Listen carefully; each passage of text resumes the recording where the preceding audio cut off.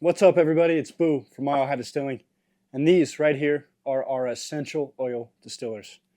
Now, right here is going to be our 4-liter basket with a 2-inch diameter top. It's got this adjustable arm right here to allow the condenser to swivel whichever way you want. And then next to it is going to be our 8-liter with a 3-inch. So this holds twice the plant material, and it's also going to be twice as fast as our 2-inch model. Now both of these sit pretty comfortably on an 8-gallon pot like this. You could even use a 3-gallon boiler and fit these tops on just fine as well.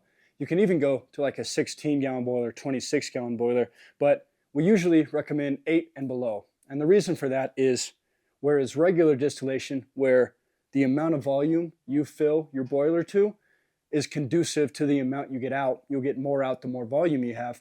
With essential oil distilling, all that's going in this boiler during that process is water. And really, your only changes in yield will come from your basket. So going from the 4-liter basket to an 8-liter will get you double the yield, but going from an 8-gallon pot to a 16-gallon pot in your essential oil distiller won't do anything at all. So we're going to go over today, talk a little bit about oil distillation, explain the process a little bit more, and also just share some good tips to have if you are planning to get into essential oil distilling. So oil distilling is working quite similarly to regular ethanol distillation. So what will happen is you're going to have water in this boiler. Now, as that water heats up through the heating device of your choice, it's going to pass through this basket. This basket is going to be filled with your plant material. This 4-liter basket can house about 1.5 pounds of plant material at a time, and the 8-liter basket, you guessed it, can do double at 3 pounds.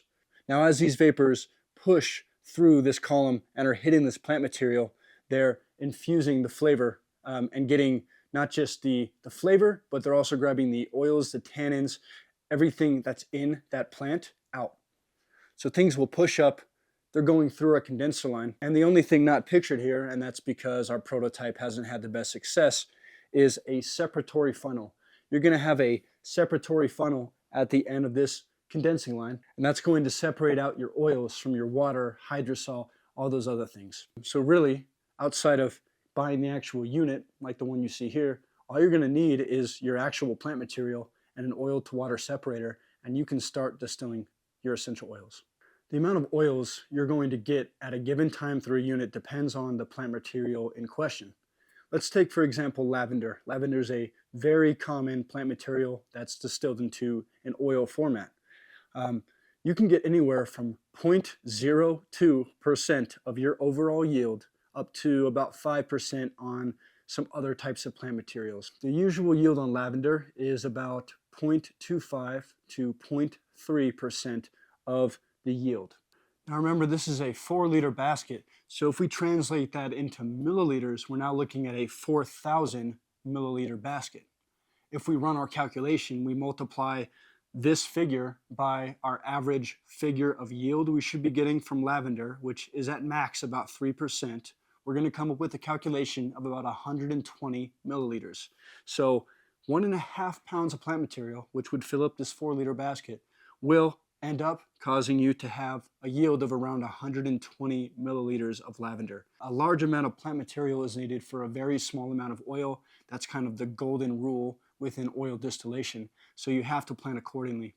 And just to drive that point home, let's say we were now looking at an 8-liter basket here. We're just doubling our figure. So we have about 240 milliliters of essential oils we can expect if lavender is our plant material out of the 8-liter larger basket here. Now those numbers overall might seem pretty low, but think about essential oils. You're using drops at a time. So even a 50 milliliter bottle can keep you a while. In fact, if you're looking to sell your oils, some of those plant material, those essential oil 50 ml bottles, they can go for quite a lot. So it can end up being a very productive hobby. And as I had mentioned before, numbers, overall yields of your plant material really changes pretty drastically depending on what you're doing. Something like basil would get as little as 0.01 to 0.02% back as a yield. Extremely low. Others, lavender, things like that, have a higher yield. I've seen sandalwood, I believe, goes up to 5%. Really just depends on what you're looking to do. In the description down below, I have included links to just yield figures and giving you a broad list of certain oils, what you can expect with certain plant materials, as well as there's a great few books. There's sort of like a Bible for essential oil yields, and I have linked that down below for maybe you guys to check out. Additionally, I have linked a separatory funnel, oil to water separator, down below so you can get an idea of what you need and the cost. Remember, that's the piece that goes right here and collects your oil. Hopefully those figures that I just gave you will help you determine what size separatory funnel you need. Even a 350 milliliter funnel would probably keep you regardless of what you're doing with plants. So think about that. One thing to also look at with an essential oil distiller is keep in mind there's nothing stopping this from being a pot still as well. If you're looking to do essential oils and pot stilling, you might even consider a unit like this. If your focus is simply pot still without the oil part, get a regular pot still. But if you're trying to do a little bit of both and want that capability, this is a great way to go. It's got all the components of a pot still. Additionally, if you already have a pot still and you just want to start incorporating oils, this basket right here that you're seeing can be purchased separately through our site and put onto any of our cans, just like I have it here. So it's all additional add-ons. It's things you can add in the future. This is also great for a gin basket as well. If you want to incorporate a lot of flavor into a gin, this basket will do it. But wait, it doesn't stop there. This is our hybrid model. We're all about the modular systems here at Mile High. What this unit is designed to do is just about a little bit of everything.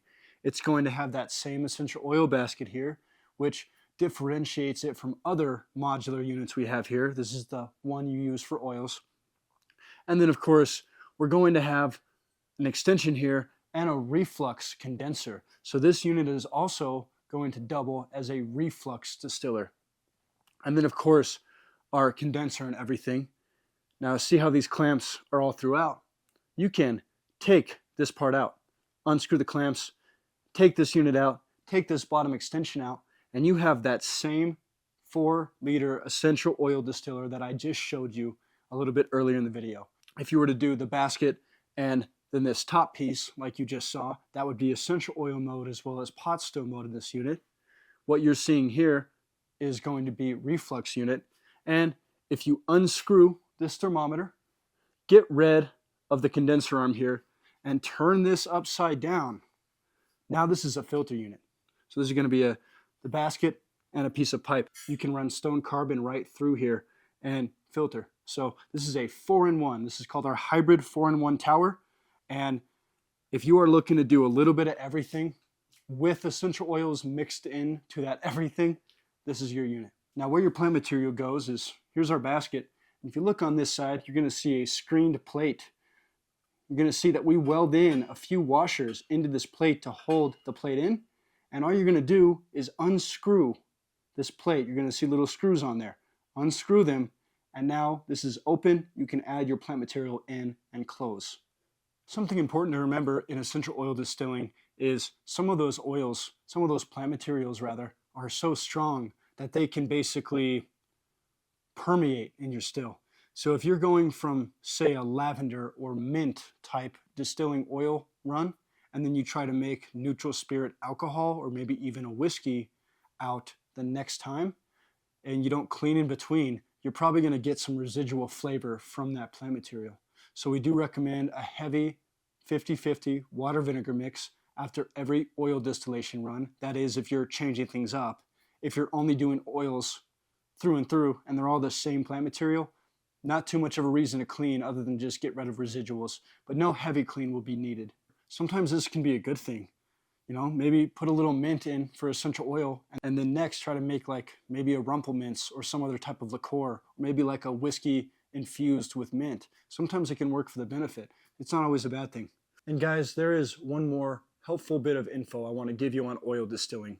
There is certain plant materials, they're rare, but it does happen to where they can't be run through a regular oil distiller machine like I'd been working on.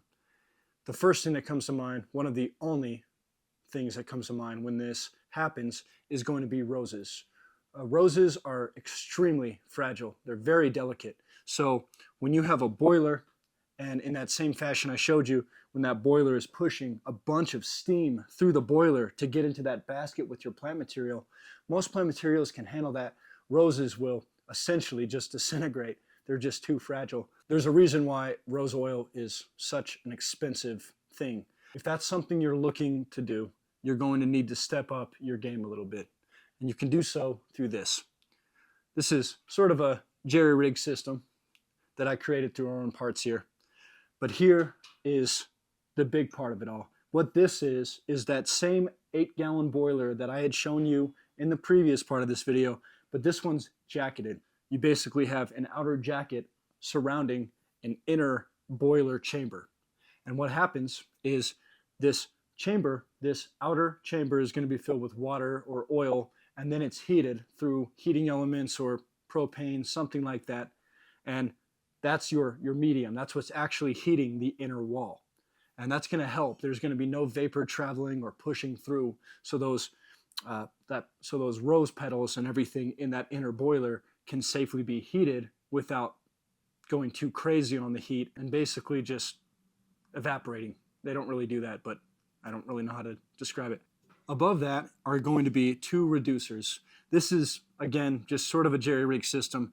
You can do this better than I can.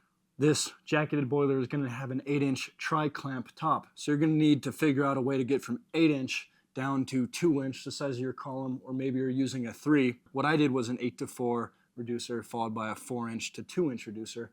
They make 8-to-2s. I don't have any here because that's such an odd size. But that's how you'd essentially set up a rose distiller, or I guess a fragile plant material distiller, through a system that we have here. Again, this is very, very rare.